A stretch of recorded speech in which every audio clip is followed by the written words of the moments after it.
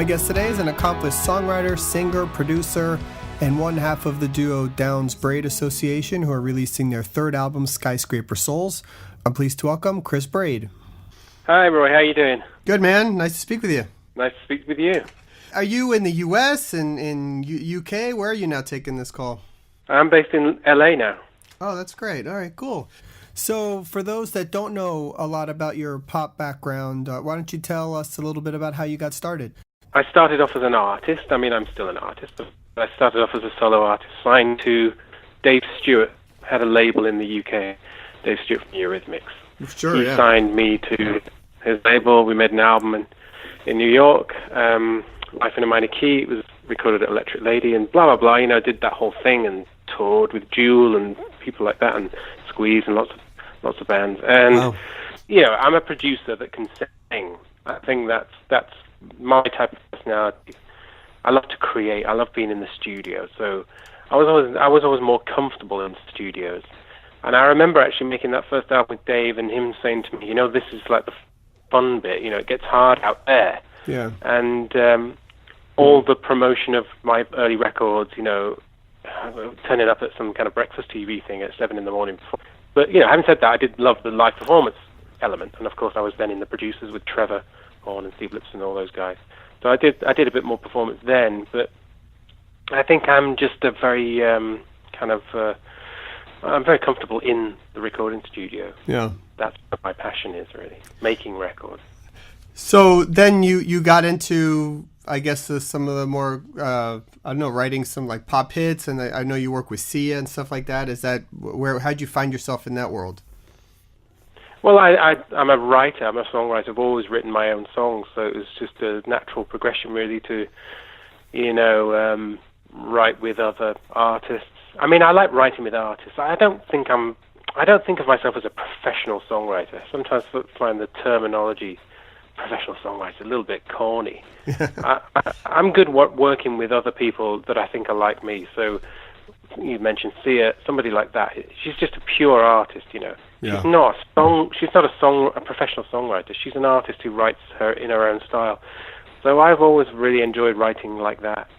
You know, I'm not to take anything away from, you know, professional songwriters out there that do that, you know, every day, day in, day out. But I couldn't do that. I couldn't write every day. I don't know how they do it. I think that kind of, you know, sort of work ethic is you know, I think it could kind of do your head in. Yeah, I've heard. I know some people that have had to do that. You know, get flown up for a songwriting session over a weekend with another songwriter, and they have to sit in a room for 3 days and come up with something. That seems difficult. I just can't do that. I mean, I can do it. You know, if you said, look, you need to write a song now for this, you know, I can do it because it's kind of, you know, I've learned the craft over the years. I can sit at the piano and write you any song you want. You know, I don't find it difficult. But I don't particularly enjoy doing that. Right. You know, I mean, I sort of honor it, really. I think it's an art form like anything, like any art form. Yeah, sure. And I think to sort of cheapen it is just, I'd fall out of love with it, I think. So all my favorite songwriters were artists that wrote their own songs. Right. Yeah, me too. Absolutely. So how did you get together with Geoff Downes, and were you a fan of his music, or did you know him sort of from scratch? Oh, I was a big Geoff Downes fan, yeah. I mean, I loved that first album that the Boggles did, you know. The Age of Plastic was really, you know, I love that whole record. I love the sound of the keyboards on it. You know, I like the Drama album at the time. I remember them joining Yes at the time, reading it in the NME and thinking, wow, that's bonkers. But I loved it. And so I've always been a fan of his keyboard playing, and I loved his chords. You know, the intro of Video Killer Radio Star is pure him. Yeah. Without the keyboards, that record wouldn't exist in the same way. Yeah. And so I've always been a fan of his playing and chord sequences and stuff. So we met during a charity event in London. We were on stage together, and we played a show, and we just got on really well, you know. And I was kind of chatting to him, and I said, I'm a big fan, you know, and all that kind of stuff. And I said, but unfortunately, I'm moving to the US next month. So we just met, and I was leaving the UK. And he said, well, that's okay, because I'm on tour with Yes, so I'll come see you when I'm out there. And so it goes on from there, really. We just kind of hit it off. That's great. So how long before you decide to start writing, and then it becomes an album, and it evolves into this whole thing? It was actually very quick, because I'd moved to the States. Geoff came over to my house that I just kind of got in Los Angeles, and within a few weeks, really, and I think we just started kind of knocking around the idea of writing together. Let's write and see what happens. Yeah. And before you know it, we've done, I don't know, 9 songs or something. Hold on a minute, they call 9 songs an album. So it kind of went from there, really. No, that's cool. I never thought that we'd be doing a 3rd album. Right. But, so it's one of those things when you have a connection with someone. He'll send me a piano part. There's a song on the new album called Glacier Girl. So he'd send me like the basic sort of piano part, which is the initial sketch. And as soon as I hear it, I kind of know what to write to it. It's one of those things that you have some kind of telepathic connection with a fellow muso. It's kind of it is really it sounds sort of easily in place, your voice with his keyboards, for sure, and I think that's what makes it work. It just sounds good. I think it's almost as simple as that.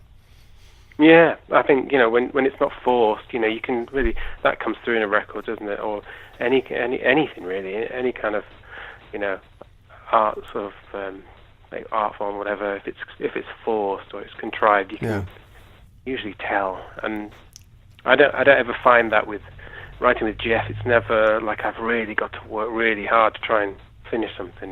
They just kind of materialize. Well, I have to tell you, for me personally, this is totally true. I go back to the Suburban Ghosts album a lot. It's a good... I can't explain it. Sometimes you listen to some metal stuff, and sometimes you listen to some pop stuff, and then there's like that album for me that just fits right there in the middle. That is always good to listen to. And it's totally true. Not just blowing smoke, but... what I found, and now having the 3rd one, going back and sort of comparing the two, there seems to be, and tell me if I'm wrong, but like Suburban Ghosts was a sort of a repeating theme, and you had that part 1, 2, and 3 that takes up a bulk of that album, and then on this one you have the Skyscraper Soul, which is a really long one that has some parts repeated throughout the album. Is that sort of, is there a central theme that helps you finish an album? You go, okay, well, this is sort of what we're working around, and it becomes that's sort of the theme of the record or something like that? Yeah, I think so. I think you need some kind of muse, don't you? So whether it's a script, if I'm working on music for movies, the script gives you the ignition, or there's you're recording a bunch of songs and one of them sticks out as a this one's the the strongest one, so I've always tried to have themes, because otherwise you're just arbitrarily kind of writing songs for what? For the sake of it. The world doesn't need another song. Right. Maybe it needs something with some kind of meaning behind it. The older I get, the more I have to write about things that mean something to me personally. Going back to what we were talking about before, I can sit down and write you a song for an advert quite easily, but I'm not going to love it ever. Right. But the songs that I write for myself or for, DBA or whatever project has my personal kind of, soul in it, if you like. They're usually about things that I'm going through or things that I'm trying to kind of exercise, if you like.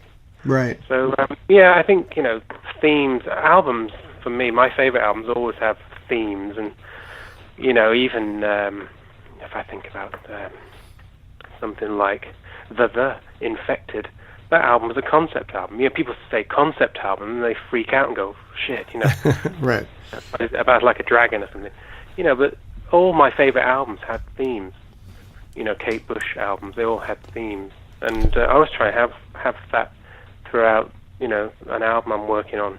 It gives me a sort of vision of it, if you like. Yeah, I think that's what comes across. I think also what's interesting is, so you have it's sort of in the scope of a kind of a pop record, but then you have an 18-minute song. So that sort of makes things a little bit different. How did you, I know a lot of artists don't set out to write, I want to write an 18-minute song, but how does it end up getting there? And did you ever at some point, because there is that 4-minute single version that you released, which easily could have just been the song, right? So how did you decide, no, with this one, let's be a little adventurous. Let's see where it goes. Well, I mean, that 4-minute version is an edit of all the bits, so the main section edited together. So it wasn't like it was a 4-minute song and then I just extended it for the sake of it. It was right. It was written as a big piece because I love those albums like, Tubular Bells, Close to the Edge, all those records from my youth that I used to kind of like drift away and just, listen to for hours with headphones on. But at the same time, I'm a huge pop fan as well. I honestly don't understand how people can be so prejudiced against one or the other. Right. For me, the perfect 3-minute pop song is absolutely, I love it. It's like a perfect art medium. But at the same time, a whole piece like Tubular Bells or Omadorn or Close to the Edge or A Sky of Honey on side 2 of Ariel by Kate Bush, perfectly beautiful, and I'll take that as well, So I've said this before, that I'm a big Johnny Marr and Smiths fan, but I know that Johnny Marr hates bands like Yes and Genesis, but I love Yes and Genesis and the Smiths. So right. I don't get that whole, you must only like this style of music, and if you like the other, then, you'll be banished forever, So I love all kinds of music, but I think the expansive sidelong pieces, if you like, are the things I really love. Well, I agree. That's always been for me my favorite. And if you could take a band like Queen that could do all of it, and put Bohemian Rhapsody with the You're My Best Friend on the same album, why not? If you can do it and do it right. But also, Yes did that. All these like hardcore prog fans out there that maybe think that something like this new album of ours, Skyscraper Souls, is really a pop album with progressive kind of delusions or whatever. But actually, if you go back to the Yes album and Seen All Good People and things like that, they're just pop songs. Right. They're just long. And then you get right? Yeah, they're just long, but they're pop songs. I mean, going back to Time and a Word and things like that, it's all just pop music. Really, Yes were a great pop band. They just happen to have some incredible virtuoso musicians in there that could extend pieces and make them sort of flesh them out a little bit. Yeah, that's but they're right. essentially pop writers. Yeah, totally. Where does a song like Skyscraper Souls begin? Was it something that you came up with, or Geoff sent you some chord arrangements? Where does a song like that start? I mean, with the whole thing this time, Geoff was on tour and he had a few bits and pieces lying around, or he'd be in a hotel room and he'd work on a couple of bits. So he'd send over files, or Logic, initial sort of Logic sessions, and then I'd, extend them and add, like the Skyscraper Souls, the actual track, he had the verse chord progression, that whole ascending, descending thing, which was great. And then I added the, How Can I Stop Myself from Falling, those chords. So I'd add like a section to his section, and then, and then he'd send me a few more bits. And I think, well, maybe that's not a song because it's only, like 4 chords and a riff or something. But it could be a great part in the middle of a Skyscraper, and then suddenly it became like I started to stitch these things together, almost like editing a movie together. Yeah. And then I just got into it, I didn't want it to end. I just thought, okay, I've got a vision of this now. This is like, the theme of that song is about, the human soul searching for its sort of place in this mortal world, So, a big concept, but it's something that I think about a lot. And so it needed to be substantial. It couldn't just be, I couldn't write about a subject like that and it fade out after 3 minutes. Right. You know? Right. Yeah, well, that's another reason why some of these songs get to be so long in the prog world, because the subject matter is really like intense, Yeah, sometimes. You have a lot of guests, like pretty crazy, awesome guests on this album. I know. Kate Pearson and Mark Almond and David Longden and names like that. So how did that happen? Did you guys set out to do that, or was it accident?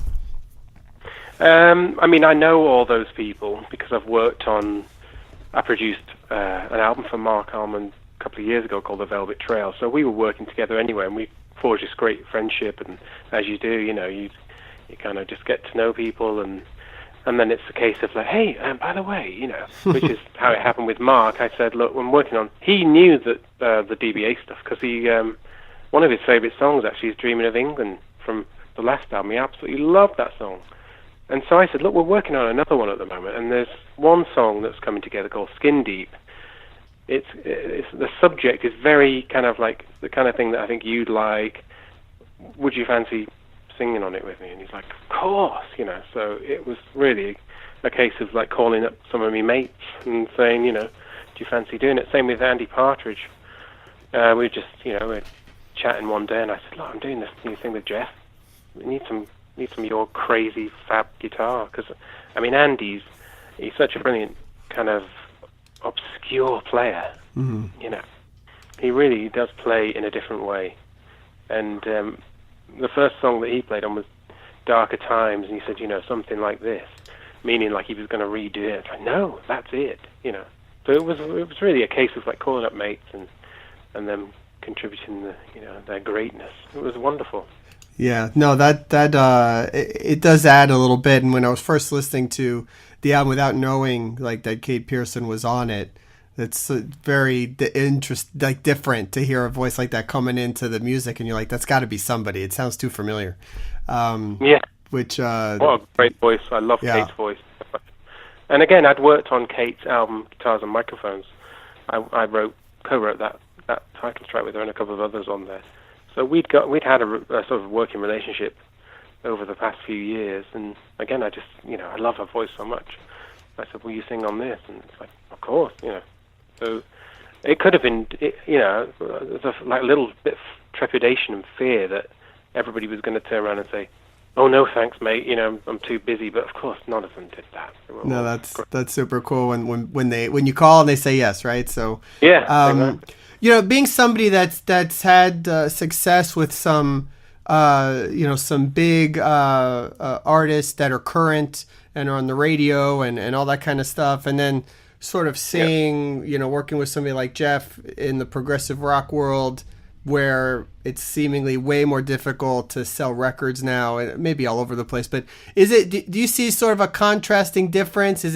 Do you see the difficulties in sort of the prog genre versus the pop genre, or is it sort of all the same to you, looking at it from as an artist that's in both?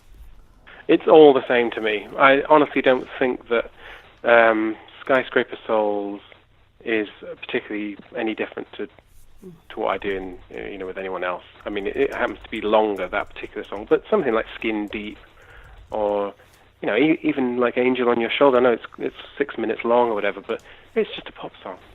If I sat and played you that at the piano, it's just a pop song with a lyric that means something and a nice melody. So for me, it's all the same thing. I don't think of things like that. I think if it was so radically different, maybe you could say yes, it's a real departure. But I just do what I do, And I think with this album, or the approach, to DBA in general, it's more free. It's less about, is it going to sell? Will it get played on the radio? Because sometimes you do need to keep some of that kind of, philosophy. Otherwise, you just get sucked into the machine. We all have to do what makes money. Otherwise we can't eat. Right. We're all in the same boat in terms of that. But if you can keep something that's pure and just unadulterated, and remind yourself why you did it in the first place, then you can kind of keep your soul intact. And that's what DBA is for me. If 10 people buy it, I don't care. Right. If 10,000 people buy it, then great. So, that's cool. Yeah. No, that's a great thing to have. You probably know Jem Godfrey, right?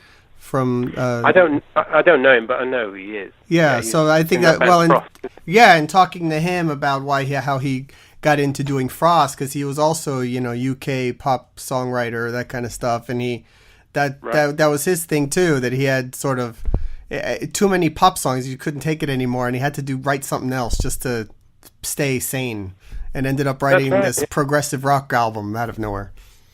Well, there you go. I mean, it's really I think that's why working in movies for me is so rewarding as well, because you can just be a little bit more free with it.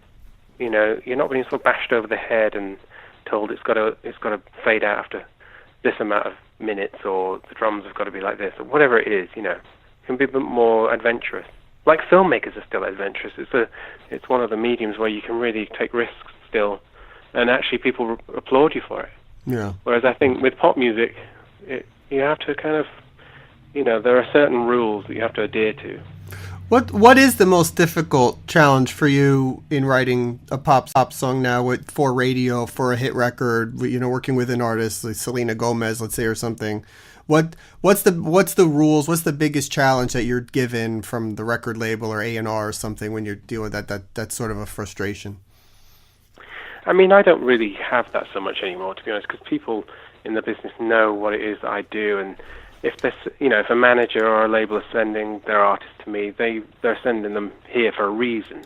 They're going to get a certain aesthetic, and maybe you're going to get something a bit more adventurous chord-wise, or I think of like a song that Sia and I wrote for The Great Gatsby, a song called Kill and Run. I mean, those chords are pretty wild. I mean, it modulates key about 3 times, but it totally works. And for me, I just love bringing some of that kind of that love of nice chords and surprises into contemporary pop music, and artists appreciate that, because sometimes I'll work with a young artist and they'll go, "Shit, I've never heard that chord before," Right.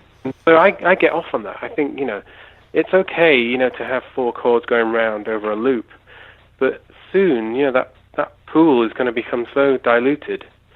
We're all copying off the same kind of the same kind of template. We've got to bring some stuff back from a little bit back, a bit further back, and that's what I try and do. And I think that people appreciate that. So I'm not really constrained too much. People like what I do, and or they wouldn't work with me. That's awesome. Yeah. Well, hey, thanks for bringing some different chords to pop music. That's much needed, because it gets stale out there sometimes. So we need people like you to mix it up. Well, cool, man. Hey, I always love picking the brain of somebody like you and find out what's going on. And I'm a big fan. I mean, I've been a fan of Geoff and Yes and Asia and Buggles and all that for decades. And getting to know your music has been great. I love the DBA stuff. So. Awesome. Absolutely great album, and I hope you sell more than 10 copies. So do I. All right, man. Have a good weekend. I'll hopefully see you around.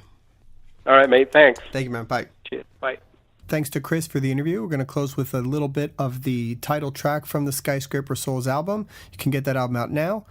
For upcoming news and interviews, please check theprogreport.com. Follow us on Facebook, at The Prog Report on Twitter, or download the podcast on iTunes. Thanks.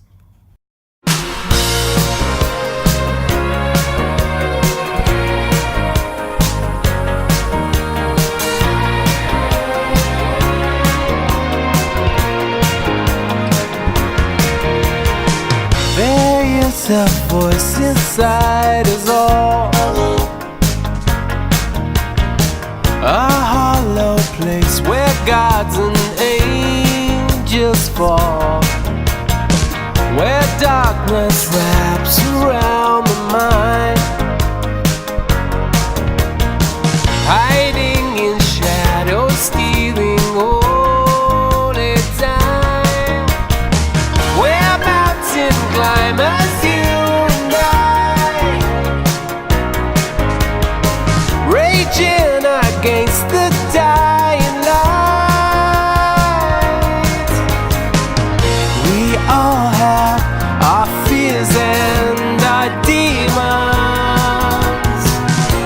we're all marking time like the changing seasons.